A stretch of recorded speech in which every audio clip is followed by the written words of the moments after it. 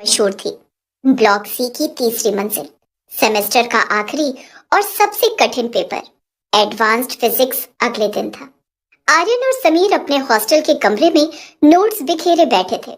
भाई, अगर पेपर निकल गया तो मैं सीधे घर जाकर 48 घंटे सोऊंगा। ये न्यूटन और आइंस्टीन मेरी जान लेकर मानेंगे। अरे चुप कर समीर, अभी थर्मोडायनेमिक्स का आधा हिस्सा बचा है और ऊपर से हमारी सिटिंग अरेंजमेंट देखी। ब्लॉक सी में रोल नंबर आया हमारा। ब्लॉक सी, वहीं जहाँ पिछले साल एक छात्र ने हाँ, वहीं जहाँ पिछले साल एक छात्र ने पढ़ाई के दबाव में आकर खुदकुशी कर ली थी। तुम लोग भी ना, ये सब अफवाहें हैं। चलो आज रात वहीं लाइब्रेरी में बैठकर पढ़ते हैं, वहाँ शांति रहती है। शांति नहीं ईशान, वहाँ सन्नाटा रहता है। वहाँ के गार्ड्स भी रात 10 बजे के बाद उधर नहीं जाते। रात के 11 बज रहे थे।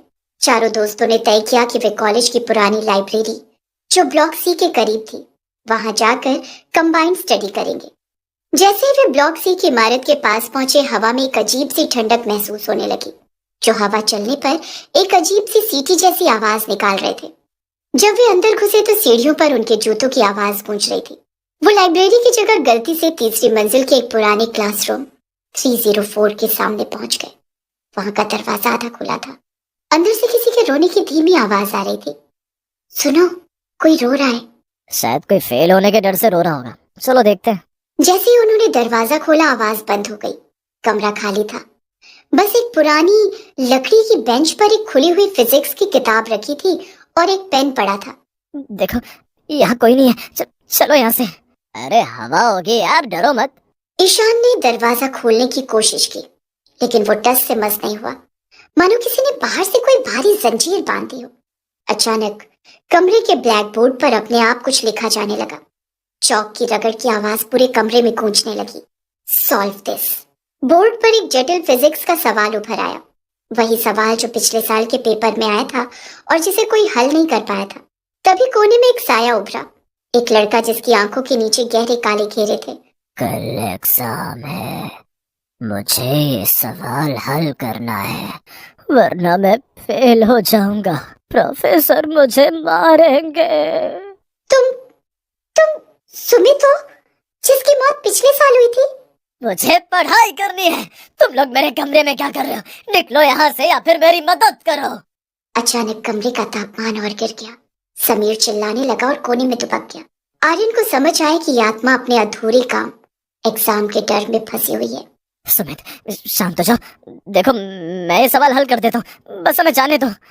आर्यन ने कांपते हाथों से चौक उठाया और बोर्ड पर उस सवाल का जवाब लिखना शुरू किया। थैंक यू, अब मैं एग्जाम दे सकता हूँ। अचानक एक तेज रोशनी हुई और दरवाजा अपने आप खुल गया। चारों दोस्त बिना पीछे मुड़े नीचे की तरफ भागे। वे तब तक नहीं रुके जब तक अपने हॉस्टल के कमरे में नहीं पहुंच गए। अगले दिन जब वे ब्लॉक सी में एग्जाम देने पहुंचे तो वो डर से कांप रहे थे।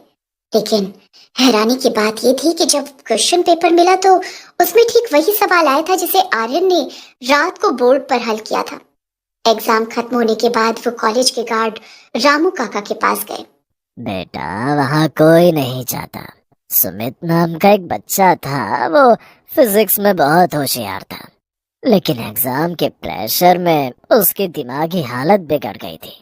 वो मरते दम तक बस वही एक सवाल हल करना चाहता था। लोग कहते हैं कि एग्जाम की रात वो आज भी किसी न किसी की मदद लेने आता है। समीर ने अपनी जेब में हाथ डाला और उसे एक पुराना फटा हुआ पन्ना मिला। उस पर लिखा था, best of luck for the result. परीक्षा के बाद की वो रात उन चारों के लिए सुकून भरी नहीं रही। हालांकि उन्होंने पेपर बहुत अच्छा दिया था, लेकिन सुमित की आत्मा का वो एहसास उनके जहन से नहीं जा रहा था। असली खौफ तो तब शुरू हुआ जब रिजल्ट का दिन आया। भाई, मैं पास हो गया, लेकिन ये क्या? आर्यन, तेरा रिजल्ट देख। आर्यन ने जब अपना स्कोर बोर्ड देखा तो उसके पैरों तले जमीन खिसक गई। उसे एडवांस फिजिक्स में 100 में 100 अंक मिले थे, लेकिन सबसे अच्छी बात यह थी कि उसके नाम के आगे लाल स्याही से एक छोटा सा मार्क बना था, जो बिल्कुल वैसा ही था जैसा सुमित के उस फटे हुए पन्ने पर था। आर्यन, सिर्फ तुम्हें ही नहीं, हम चारों को फिजिक्स में पूरे नंबर मिले हैं। ऐसा कैसे हो सकता है? हमने तो आधे सवाल ही हल किए थे। हो सकता है टीचर ने लेनियन चेकिंग की हो। चलो इस खुशी में आज रात पार्टी करते हैं। चारों दोस्त रात को ईशान के कमरे में इकट्ठा हुए। तभी अचानक हॉस्टल की पूरी लाइट गुल हो गई। अचानक कमरे के कोने में रखे आर्यन के लैपटॉप की स्क्रीन अपने आप जल उठी। स्क्रीन पर कोई वॉलपेपर नहीं था, बस काले बैकग्राउंड पर सफेद अक्षरों में कुछ टाइप हो रहा था। You owe me something. तभी कमरे के अंदर एक तेज बर्फीली हवा का झोंका आया। कमरे की दीवार पर एक परछाई उभरने लगी। वो सुमित था, लेकिन इस बार उसका चेहरा पहले से ज्यादा भयानक था। तुमने सवाल हल किया, तुमने नंबर पाए, लेकिन मुझे क्या मिला? मैं अभी भी यहाँ फंसा हूँ, मुझे मुक्ति नहीं मिली। सुमित, हम क्या कर सकते हैं? हमने तो तुम्हारी मदद की थी। मदद? तुमने सिर्फ अपने नंबरों के लिए मेरा इस्तेमाल किया। मुझे उस रात की परीक्षा पूरी करनी है जो मेरी आखिरी रात थी। मुझे प्रैक्टिकल के लिए एक बॉडी चाहिए। समीर और रिया चिल्लाने लगे।